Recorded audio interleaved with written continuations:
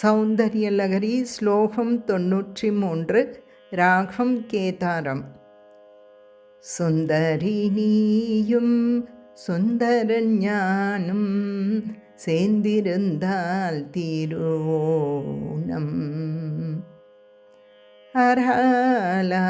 हरलाकेशेषु हरलाकेशेषु प्रकृति सरला मंदघसिते प्रकृति सरला मंदघसिते शिरीषाभाचिते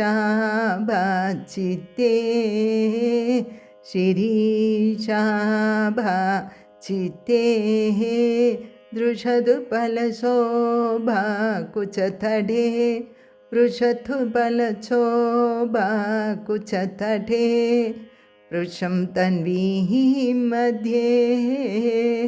पृशं तन्वीः मध्ये मृदुरुरसिजा रोगविषये मृदुरुरसिजा रोगविषये जगत्राहतुं शम्भो जगत्राहतुं शम्भो जयति करुणा काचितरुणा जयति करुणा काचितरुणा हरलाकेशेषु प्रकृति सरला मंदघसिते हरलाकेशेषु प्रकृति सरला मंदघसिते शिरीषाभाचिते दृशतु फलशोभा कुचतटे शिरीषाभाचिते दृशतु फलशोभा कुचतटे पृशं तन्वीः मध्ये मृदुरुरसिजा रोगविषये पृशं तन्वीः मध्ये मृदुरुरसिजा रोगविषये जगत्राहतुं शम्भोर्जयति करुणा काचितरुणा जगत्राहतुं शम्भोर्जयति करुणा काचितरुणा हरलाकेशेषु प्रकृति सरला मंदघसिते शिरीषाभाचिते दृशतु फलशोभा कुचतटे हरलाकेशेषु प्रकृति सरला मंदघसिते शिरीषाभाचिते दृशतु फलशोभा कुचतटे पृशं तन्वीः मध्ये मृदुरुरसिजा रोगविषये जगत्राहतुं शम्भो जयति करुणा काचितरुणा पृशं तन्वीः मध्ये मृदुरुरसिजा रोगविषये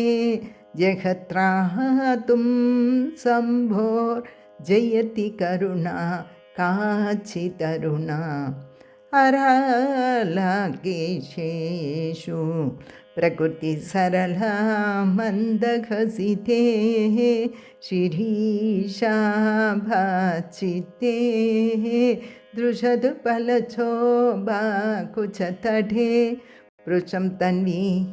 मध्ये मृदुरुरसिजा